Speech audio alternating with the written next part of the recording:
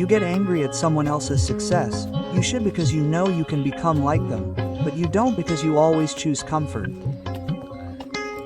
People underestimate you.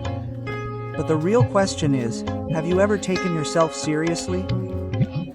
Every time you delay, someone else's dream goes viral in the reel, and you just keep reacting to the story.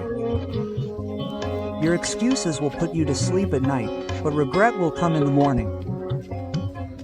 Either get up today and silence all those who laughed at your abilities, or spend your whole life looking at those who were like you but didn't stop.